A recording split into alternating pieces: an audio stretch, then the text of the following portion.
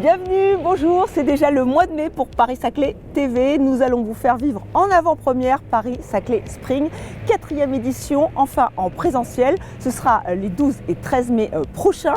Alors pour faire découvrir cet événement aux journalistes, une visite de presse a été organisée sur votre territoire pour découvrir cet écosystème unique. Nous y étions. Au sommaire aussi, le PA Paris-Saclay doublement récompensé. Le voici lauréat du PIA 4. Le programme d'investissement d'avenir pour son démonstrateur agro-urbain de Corbeville, un quartier stratégique. Connaissez-vous Oriba? Ce groupe japonais a été l'un des premiers à s'implanter ici sur le territoire de Paris-Saclay. Sa filiale française est donc là depuis 2012 et c'est un vrai succès. Nous avons rencontré son président Laurent Fulana. Enfin, nous vous avions invité à participer au marché des producteurs locaux dans le quartier de Moulon qui est juste à côté. Une initiative impulsée par la Miam locale, circuit court, démarche solidaire, vous étiez nombreux au rendez-vous. Et enfin notre agenda, ce sera à la fin de cette émission. C'est le rendez-vous incontournable du mois de mai, Paris-Saclay Spring, 4e édition, enfin en présentiel. Ce sera les 12 et 13 mai prochains. 2 jours pour découvrir votre territoire, 2 jours pour découvrir le meilleur de l'innovation industrielle et durable. Votre territoire, c'est bien simple, c'est 15% de la recherche française. C'est aussi un écosystème unique. Alors pour mieux sensibiliser, pour mieux informer les journalistes, le PA Paris-Saclay a organisé une visite de presse. Ces journalistes ont pu se rendre sur différents sites. Nous les avons accompagnés. Reportage. Aujourd'hui, on a organisé une visite de presse à Paris-Saclay, sur Saint-Quentin-en-Yvelines et ensuite sur la Paris-Saclay en Essonne, donc sur le campus urbain où nous nous trouvons actuellement, pour montrer l'excellence académique et l'excellence industrielle que nous avons ici sur Paris-Saclay, et parce que nous sommes 6 semaines avant l'événement Paris-Saclay Spring, qui est notre grand rendez-vous annuel de l'innovation. Et donc l'idée, c'était de montrer aux journalistes où en était Paris-Saclay en 2022 et puis ce qu'on va pouvoir leur montrer le jour J, donc le jour de l'événement, le 12 mai, à Paris-Saclay, sur le campus de l'école polytechnique. Alors on avait axé notre présentation sur la filière santé, qui est une de nos 7 grandes filières d'excellence industrielle à Paris-Saclay. La santé, c'est 40% de nos startups aujourd'hui ici sur le territoire. Donc aujourd'hui, on a présenté Sky Therapeutics, qui est une startup qui est actuellement incubée, hébergée dans la faculté de médecine de l'université de Versailles-Saint-Quentin-en-Yvelines, qui est une des composantes de l'université Paris-Saclay et qui travaille sur la myopathie de Duchenne.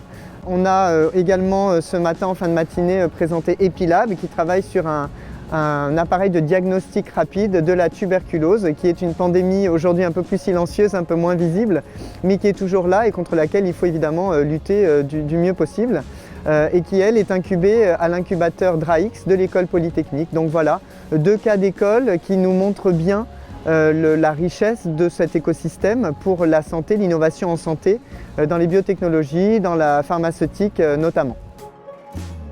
Spring, ce sera sa 4e édition, le 12 et 13 mai prochain.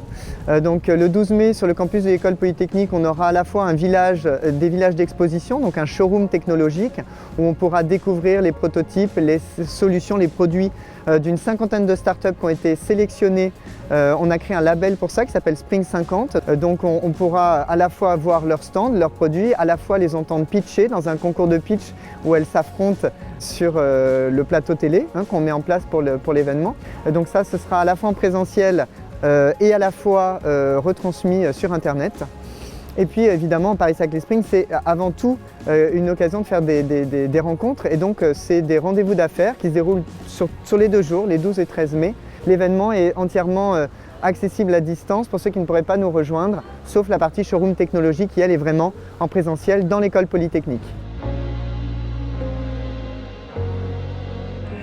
Oriba a été parmi les premiers à s'installer sur votre territoire, c'était en 2012. Ce groupe japonais propose des solutions de mesure pour l'industrie et la science. Il cherche aussi à développer des partenariats, à dénicher de nouveaux talents, d'où le choix de Paris-Saclay. D'ailleurs, ils ont besoin de renforts, vous allez l'entendre. Rencontre avec le président de la filiale française, Laurent Fulana. Oriba est un groupe japonais Oriba France est une de ses filiales où est basé un centre d'excellence. Oriba fournit des solutions de mesure, de métrologie pour la science et l'industrie et notre raison d'être est d'accélérer l'innovation par la connaissance. Le focus de notre développement est aujourd'hui dans les domaines de l'énergie et les matériaux, mais également les sciences de la vie et puis les semi-conducteurs. Dans les trois cas, on apporte par le croisement de technologies, historiquement technologies optiques, des solutions innovantes qui nous permettent d'accélérer le développement chez nos clients de nouveaux produits. Donc on intervient dans les domaines de la R&D, mais également dans le domaine de la production pour faire du contrôle de procédés et améliorer le contrôle qualité et la productivité de nos clients. Oriba était visionnaire de s'installer sur le plateau de Saclay dès 2012. Donc fait partie des premières sociétés à avoir choisi Palaiseau et le plateau de Saclay pour son implantation, pour son centre d'excellence. Ça c'est pour plusieurs raisons. D'abord pour l'environnement académique. On cherche à attirer des talents dans le domaine de la recherche qui nous aideront à concevoir les instruments de demain. On cherche également dans le développement de ces instruments à collaborer étroitement avec un tissu académique proche. Également, il est important d'avoir des partenaires industriels qui vont pouvoir nous aider à développer des bons produits en volume. Et depuis un certain nombre d'années, dans le domaine de l'énergie, mais également dans le domaine des sciences de la vie, on voit de plus en plus de partenaires industriels qui peuvent remplir cette fonction. Et donc l'écosystème à la fois académique et industriel est un gros plus pour nous. Et puis enfin, au niveau des talents, pour nous, il est important de pouvoir être dans un pôle qui attire et fait grandir des étudiants qui deviendront les employés d'Oriba de demain. On a presque une centaine de postes aujourd'hui ouverts et donc on recrute dans tous les domaines. On a besoin aujourd'hui de beaucoup de renforts et je vous invite à rejoindre une société en pleine dynamique qui travaille sur des problématiques sociétales d'avenir et où il y a une véritable passion de la technologie. Innovation et développement durable, c'est le mantra de l'EPA Paris-Saclay. L'EPA qui se voit aujourd'hui doublement récompensé. Deux projets qui concernent ce quartier de Corbeville. Avec donc ce projet du démonstrateur agro-urbain de Corbeville, sélectionné dans le cadre de l'AMI, l'appel à manifestation d'intérêt démonstrateur de la ville durable. En fait, il s'agit de réduire la vulnérabilité des habitants face au changement climatique et de les accompagner lors des différentes crises. Dans le cadre des démonstrateurs de la ville durable du 4e programme d'investissement d'avenir France 2030, l'EPA Paris-Saclay, la communauté d'agglomération Paris-Saclay, les communes d'Orsay, de Saclay, le groupe hospitalier Nord-Essonne, l'INRAE et le cabinet Evolup se sont associés pour porter un projet sur Corbeville d'atténuation et d'adaptation des activités des usagers de ce quartier au changement climatique. C'est le projet qu'on appelle le démonstrateur agro-urbain de Corbeville, au cœur du campus urbain de Paris-Saclay, qui a l'ambition de s'appuyer sur ses ressources, ses spécificités et ses capacités pour être un quartier sobre, favorisant la circularité des matières et la résilience. Ainsi, nous avons l'ambition de travailler sur la diminution des îlots de chaleur urbains, de promouvoir un aménagement favorable à la santé. Nous avons également l'ambition de favoriser la circularité des matières, notamment de travailler sur le cycle de l'eau en analysant les possibilités de réutilisation des eaux grises, des eaux usées pour un maximum d'usage, voire même peut-être à des fins de potabilisation. Également de travailler sur le cycle de l'azote, par la valorisation des urines, par une collecte séparative des urines dans les bâtiments qui peut ensuite servir d'intrant dans les champs agricoles qui sont juste à côté au lieu d'utiliser des engrais chimiques. Également de travailler sur les matériaux biosourcés dans la construction, avec notamment la proximité de la paille, là encore, qui se situe à proximité avec l'agriculture qui est voisine de ce projet urbain, en essayant de voir comment une filière pourrait peut-être se structurer par la construction en paille, mais également sur la construction en chanvre, sur la construction en terre également. Nous avons beaucoup de terre excavée avec nos chantiers. Et enfin, la dernière action portera sur la plateforme expérimentale agricole qui est en lisière nord du projet urbain, dans laquelle, avec l'INRAE et AgroParisTech, nous allons pouvoir faire un certain nombre d'expérimentations sur l'évolution et la transition agroécologique de l'agriculture, sur un certain nombre de cultures, également sur la valorisation organique des déchets. Il y aura également des jardins partagés qui pourront être ouverts aux habitants de ce quartier.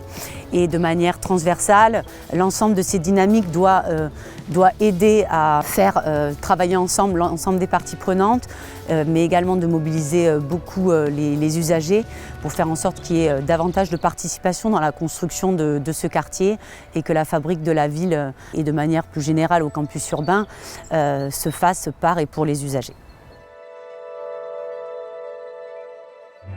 Le développement durable, il passe aussi par le marché des produits locaux, une initiative portée par la Miam locale. Ce marché, il a eu lieu ici, dans le quartier de Moulon.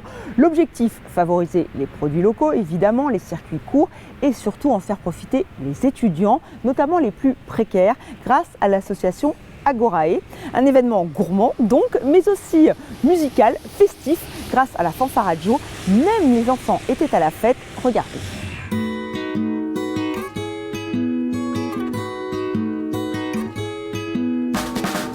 Aujourd'hui, on est sur le mail Pierre Potier dans le quartier de Moulon à Gif-sur-Yvette pour un marché de producteurs, le second, qui a pour but de favoriser les produits locaux en circuit court avec la présence d'une petite vingtaine de producteurs qui sont présents dans la Miam locale.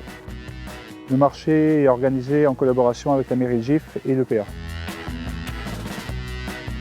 Le marché en fait, a pour but d'aider l'association Agorae Paris-Saclay, qui est une association étudiante qui vient en aide aux étudiants précaires pour l'université de Paris-Saclay.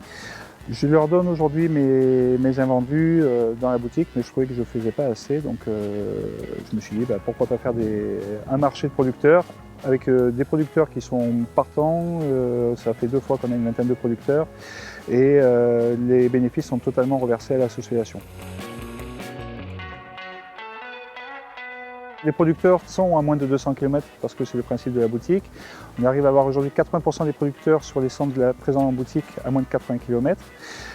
Aujourd'hui, on a du coup 17 producteurs qui sont de la région Île-de-France, Yvelines, Essonne principalement, et pas mal d'Eure-et-Loire également, qui est un gros sourcier pour moi de producteurs. Le marché se déroule de 9h30 à 18h. Avec une animation à 12h et à 16h via la fanfare de Centrale Supélec, la bande Adjo. Et il y a aussi un manège éphémère écologique où les parents sont invités à pédaler pour faire tourner le manège.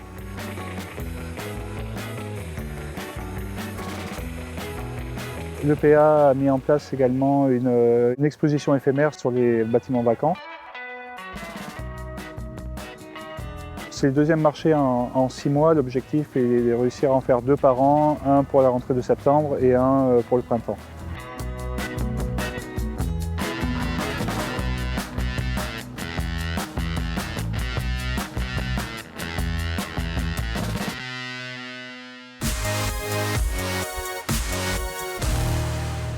À la une de notre agenda, Paris-Saclay Spring, évidemment, rendez-vous est pris les 12 et 13 mai pour cette nouvelle édition en présentiel.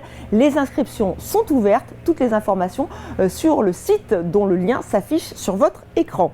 Mais d'abord, pourquoi ne pas vous lancer dans notre chantier participatif? Venez construire un pavillon réciproque. Alors du 4 au 15 avril, joignez-vous à l'équipe de constructeurs du pavillon pour la pose des platelage en bois de la terrasse, c'est de 12h à 15h, et du 2 au 6 mai, venez participer à la construction du lanterneau. Cette fois, c'est de 13h30 à 16h30.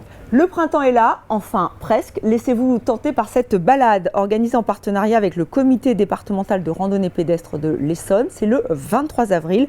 Venez découvrir les rigoles de Vauhallan, près de 11 km de balade avec un super goûter à l'arrivée. Si vous êtes plutôt cinéphile, le Cinoche organise sa première nuit du cinéma le samedi 9 avril. Venez partager un moment unique avec 3 films cultes sur grand écran, plus de précision là aussi sur le lien qui s'affiche.